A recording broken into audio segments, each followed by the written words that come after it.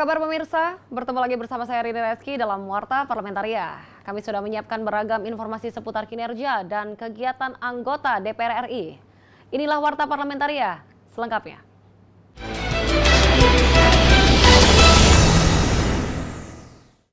Komisi 2 DPR RI mendorong pemerintah memperhatikan kebutuhan tenaga aparatur sipil negara atau ASN dengan tetap mengedepankan kualitas.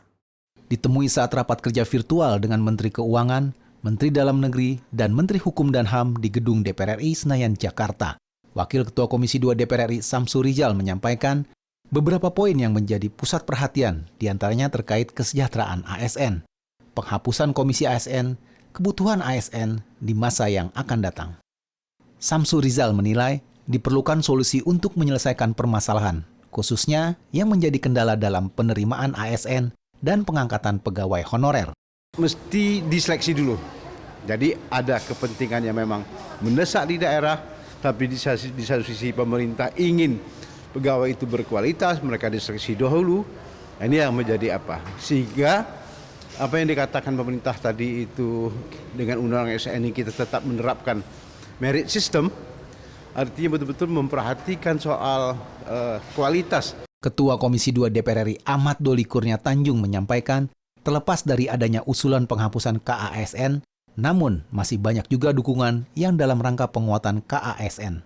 Tinggal nanti kan bicara kewenangannya. Tadi kan sebetulnya yang disampaikan oleh Pak Menteri itu bahwa masalah soal kesejahteraan PNS, kemudian penanganan penyelesaian tenaga honorer itu kan domainnya pemerintah, gitu kan. Pembahasan perubahan undang-undang ASN menjadi momentum untuk mengetahui grand design kebutuhan sistem, struktur, dan aparat birokrasi pemerintahan. Tim Liputan TVR Parlemen melaporkan.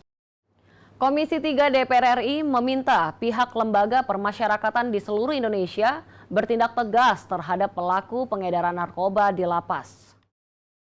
Ditemui saat memimpin kunjungan ke Lembaga Permasyarakatan Kelas 1A Bandar Lampung di Raja Basa baru-baru ini, Wakil Ketua Komisi 3 DPR RI Adis Kadir meminta pihak lapas bertindak tegas terhadap pengedaran narkoba di Lapas Raja Basa Lampung dengan menyediakan alat deteksi telepon seluler. Untuk itu Adis meminta kerjasama seluruh pihak termasuk tokoh masyarakat dan ulama agar peredaran narkoba di lapas bisa diminimalisir sehingga tidak ada lagi peredaran narkoba di dalam lapas.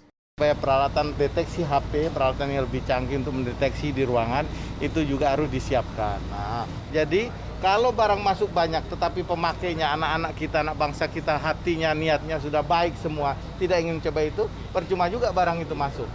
Memperbaiki mental anak bangsa kita agar tidak terlalu narkoba, peran-peran tokoh masyarakat, tokoh ulama, dan lain-lain, peran pendidikan dan lain-lainnya, dan kemudian polisi juga mencegat barang-barang itu masuk. Gitu. Anggota Komisi 3 DPR RI Taufik Basari menjelaskan aparat hukum dari kepolisian dan BNN harus satu pandangan dalam menyelesaikan peredaran narkoba di Indonesia termasuk di lapas. Taufik mengusulkan para pengedar narkoba dijebloskan ke dalam penjara, sementara pengguna cukup direhabilitasi sehingga penjara tidak over kapasitas. Bongkar jaringannya karena itu akan bisa menghambat peredaran ini. Sementara untuk pecandu itu harus kita dorong ke arah rehabilitasi sebagai penyembuhan. Karena kalau kita melakukan penghukuman terhadap pecandu atau pengguna narkoba yang sebenarnya mereka adalah korban, itu turut pula kita berkontribusi untuk membuat overkapasitas di lapas. Dari Provinsi Lampung, Habibi Mahabah, TVR Parlemen melaporkan.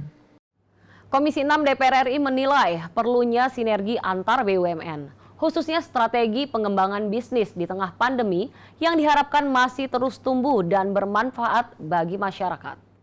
Dalam kunjungan kerja reses Komisi 6 DPR RI ke Surakarta, Jawa Tengah, sejumlah anggota DPR RI menyoroti kinerja mitra kerja BUMN yang dinilai masih perlu saling bersinergi.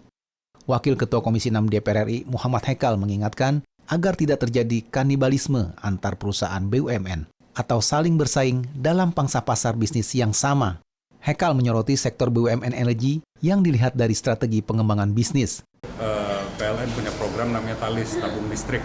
Apakah nanti akan tabrakan dengan LPG? Nah, menurut penjelasan dari para mitra itu tidak akan tabrakan karena sementara itu semua sudah dialokasi. Nanti ada yang mengerjakan ini, ada yang mengerjakan pakai Talis, ada juga yang pakai jar gas atau jaringan gas. Nah, itu semua sudah dibagi di dalam rencana penggunaan energi nasional. Sementara itu, anggota Komisi 6 DPR RI Siti Mukaromah mendorong agar BUMN juga bersinergi dengan masyarakat, khususnya di tengah pandemi seperti saat ini. Siti Mukaromah mendorong agar BUMN seperti PTPN maupun Perhutani turut menyerap hasil perkebunan atau budidaya tanaman masyarakat untuk dikembangkan dan dijual. PTPN hari ini kan banyak sekali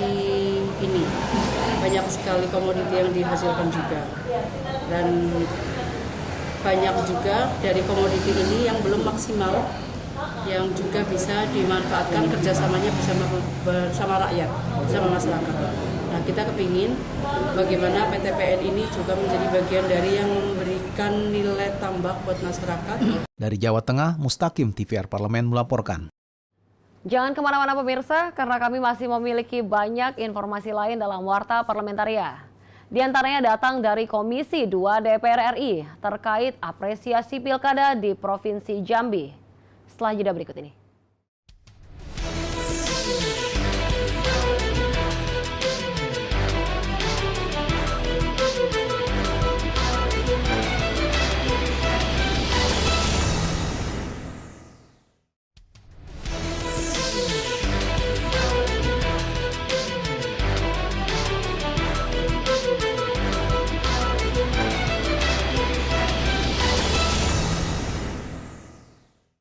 Komisi 2 DPR RI mengapresiasi pelaksanaan pilkada di Provinsi Jambi yang berlangsung lancar dan sukses. Ditemui dalam kunjungan kerja ke Provinsi Jambi terkait evaluasi pelaksanaan pilkada serentak di Provinsi Jambi, Komisi 2 DPR RI memberikan apresiasi pelaksanaan pilkada serentak secara menyeluruh cukup baik. Wakil Ketua Komisi 2 DPR RI sekaligus Ketua Tim Kunjungan Kerja ke Jambi, Syamsur Rizal mengatakan, pelaksanaan pemilihan gubernur dan bupati di Provinsi Jambi berjalan secara lancar dan sukses. Syamsur Rizal mengatakan KPU dan Bawaslu untuk memperhatikan pelanggaran-pelanggaran kecil agar tidak terjadi lagi pada pelaksanaan pilkada periode berikutnya. Semua pelaksanaan pilkada di Jambi pada 6 tempat, pemilihan gubernur dan kabupaten 4 kabupaten, kemudian ada 1 kota. Ini semuanya berjalan mulus. Hanya saja memang ada pelanggaran kecil, barangkali itu ada sesuatu yang biasa, tapi nanti kita akan coba atasi juga.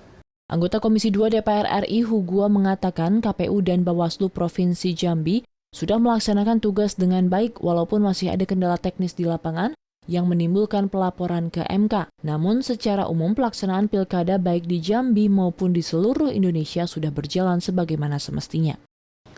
Nah, saya kira muaranya di MK ini sudah benar.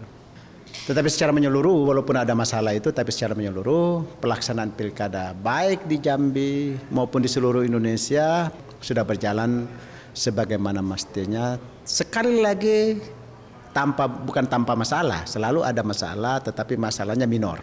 Dari Provinsi Jambi, Rian Indrayana, TVR Parlemen melaporkan. Komisi 10 DPR RI mendorong pemerintah untuk bersinergi dalam membangun gerakan literasi desa. Rencana ini dilakukan Kementerian Komunikasi dan Informatika, Menpan RB, Kementerian Pendidikan, serta Kementerian Desa, Pembangunan Daerah Tertinggal, dan Transmigrasi. Dalam rapat yang digelar secara virtual, masing-masing kementerian terkait menyampaikan rencana peta jalan dalam gerakan literasi. Gerakan ini berfokus pada peningkatan minat baca, jumlah buku di perpustakaan, hingga rencana literasi digital. Anggota Komisi 10 DPR RI Acep Adang Ruhiyat mengatakan, jangan sampai para kementerian terkait saling menunggu, namun menjalankan gerakan ini secara sinergi agar gerakan literasi desa dapat berjalan dengan baik. Apa yang diharapkan di setiap desa ada perpustakaan, bukunya cukup memadai, itu akan bisa terlaksana dengan baik. Manakala misalnya semuanya duduk bersama untuk membagi tugas, jangan sampai nanti saling menunggu bagaimana ruang-ruang yang bisa diisi oleh kementerian-kementerian terkait. Anggota Komisi 10 DPR RI Muhammad Kadafi menegaskan, sinergi sangat diperlukan dalam semua lini, sehingga gerakan literasi desa tidak hanya berupa karya kata, tapi menjadi karya nyata. Jika kita bersinergi, kita punya visi yang sama, mudah-mudahan kita bukan hanya karya kata, tetapi karya nyata. Karena beberapa kali kita kunjungan kerja juga ke pemerintah daerah, saya lihat semangatnya adalah membudayakan literasi. Tetapi apa? di saat kita lihat nggak ada dalam misinya apa sih program dalam literasi. Indah Danbari, TVR Parlemen, melaporkan. Tercatat menyumbang sekitar 8,5 triliun ke PDB di tahun 2018, Komisi 6 DPR RI menilai pertumbuhan UMKM sebagai sektor penunjang ekonomi di tengah pandemi harus disambut baik melalui standarisasi. Di saat perusahaan besar stagnan atau justru gulung tikar, pertumbuhan sektor UMKM terus meningkat. Melihat potensi besar tersebut, anggota Komisi 6 DPR RI Tommy Kurniawan menyatakan perlu dilakukan standarisasi agar UMKM mampu bersaing dengan produk-produk impor. Kan kita tahu sendirilah sekarang di platform online itu banyak barang-barang yang jauh lebih murah. Nah, tapi kita lihat lagi apakah itu sudah sesuai dengan standarnya atau belum.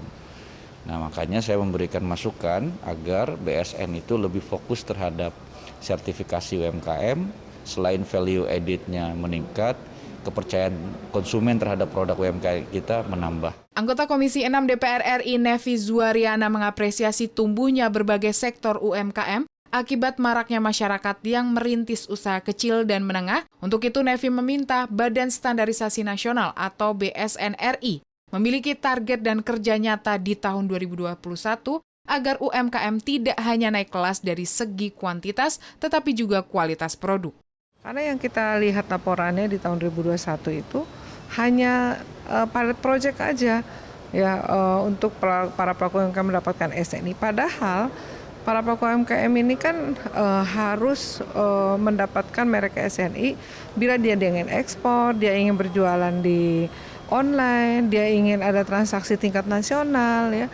Tapi kalau ternyata SNI-nya tidak kunjung keluar dan SNI-nya susah didapat, bagaimana dia akan bekerja? Tim Liputan TVR Parlemen melaporkan. Komisi 6 DPR RI mengapresiasi inovasi BUMN untuk bertahan di tengah kondisi ekonomi sulit akibat pandemi COVID-19. Harapannya BUMN dapat terus bersinergi dengan DPR dan mitra terkait dalam menghadapi pandemi COVID-19.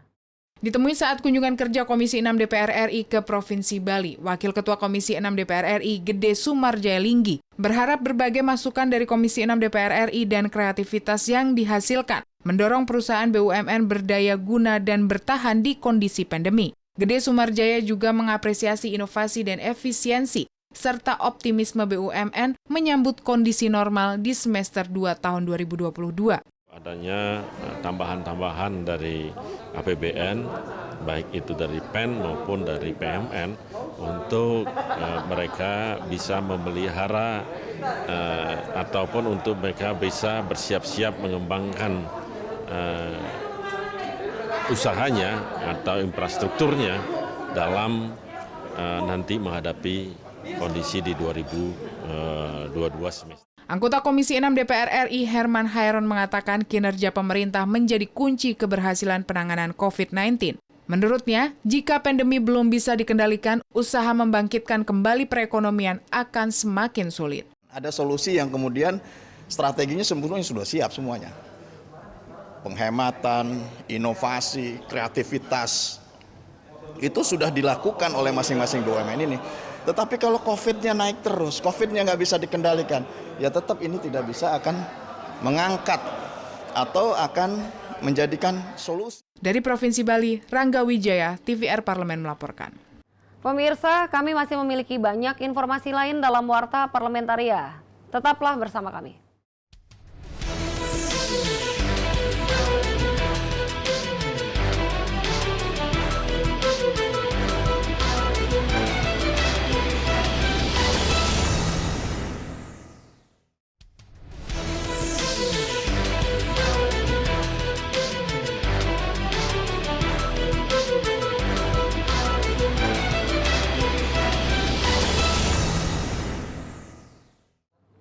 Wakil Ketua DPR RI Aziz Samsudin melakukan sosialisasi Undang-Undang Cipta Kerja dan aturan turunannya bersama Forum Komunikasi Pimpinan Daerah di Sorong, Papua Barat. Wakil Ketua DPR RI Aziz Samsudin mengharapkan agar seluruh kepala daerah, aparat keamanan dan birokrasi di Papua Barat dapat mengimplementasikan Undang-Undang Cipta Kerja dengan mempermudah perizinan bagi para investor yang ingin melakukan investasi di Papua Barat. Hal ini dilakukan guna mendukung program-program pemerintah yang ingin melakukan percepatan ekonomi nasional dan merealisasikan Undang-Undang Cipta Kerja. Ekosistem investasi yang tadi saya sampaikan, perizinan di tingkat bupati, keamanan, IUP, dan lain sebagainya, tentu nanti izin dari Pak Kapolres, dari Pak Kapolda, dan lain sebagainya. Ini yang menjadi kunci pokok daripada kita untuk bisa bagaimana ini bisa berjalan dengan baik program-program pemerintah. Nanti saya akan berikan PP. Ada sekitar 51 peraturan pelaksana daripada Undang-Undang Cipta Kerja yang telah di-launching oleh pemerintah, dan ini menjadi petunjuk daripada pelaksanaan kegiatan-kegiatan itu. Selain itu, Aji Samsudin mengharapkan Papua Barat dapat meningkatkan investasi dengan memberikan kenyamanan dan rasa aman bagi para investor. Terlebih Papua Barat memiliki destinasi wisata unggulan seperti Raja Ampat yang masuk dalam kawasan ekonomi khusus. Negeri, nah ini yang kita lakukan dengan catatan bahwa industri dalam negeri tidak boleh dimatikan, Pak.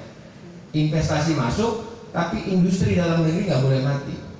Jadi industri yang masuk, dia harus bekerja sama, mempunyai kolaborasi dengan industri lokal, budaya lokal, yang mana dengan tetap memperhatikan adalah kesejahteraan pekerja. Dari Sorong, Papua Barat, Rohim Nugraha, TVR Parlemen melaporkan.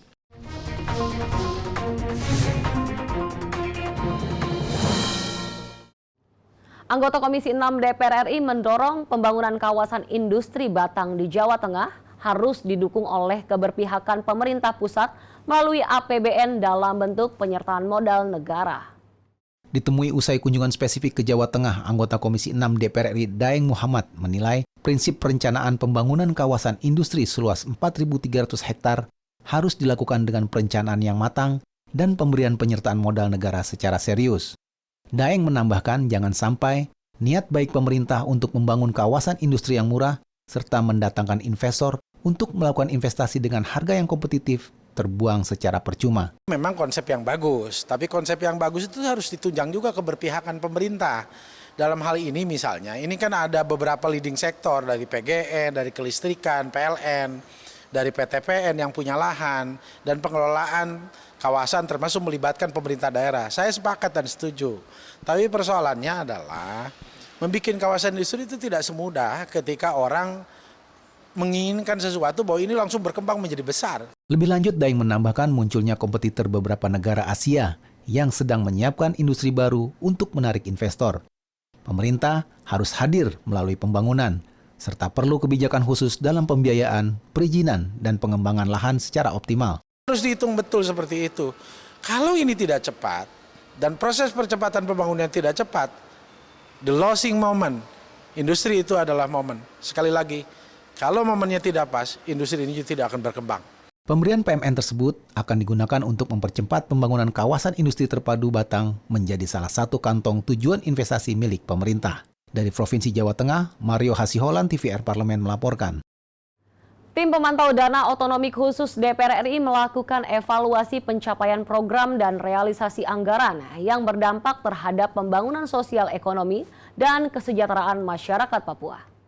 Ditemui di gedung DPR RI Jakarta, anggota Komisi 1 DPR RI Yen Permenas Mandenas mengatakan, revisi Undang-Undang Otonomi Khusus Papua yang masuk dalam Prolegnas 2021 diharapkan mampu menyelesaikan permasalahan pembangunan, konflik sosial, dan pelanggaran HAM.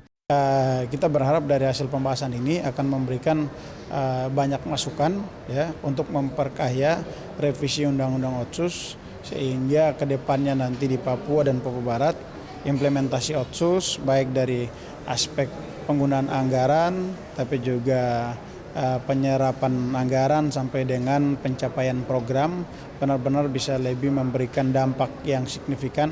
Anggota Komisi 4 DPR RI Muslim mengatakan pelaksanaan otonomi khusus sangat bermanfaat dalam pembangunan ekonomi dan peningkatan kualitas sumber daya manusia. Kita berharap dengan otonomi khusus ini hampir seperti Aceh, Papua, dan Papua Barat ini kan setiap tahun ada silvanya. Berarti belum optimal terhadap pemanfaatan daripada dana otonomi khusus. Tentu kita harapkan juga pemerintah juga bisa memberikan pendampingan, bukan hanya sekedar mengawasi. Jadi sehingga pada pelaksanaan undang-undang ini khusus anggaran otonomi khusus ini betul-betul tepat sasaran, betul-betul bisa berjalan sebagaimana kita harapkan. Tim pemantau dana Otsus DPR RI meminta gubernur, bupati, dan wali kota bekerja secara maksimal dalam realisasi penggunaan anggaran dan pengelolaan yang mengutamakan kepentingan pembangunan daerah dan kesejahteraan masyarakat. Ajib dan Domi, TVR Parlemen, melaporkan. Demikianlah beragam informasi seputar aktivitas DPR RI yang sudah kami susun dalam Warta Parlamentaria. Saya Rini Reski beserta kerabat kerja yang bertugas undur diri. Terima kasih atas perhatian Anda. Sampai jumpa.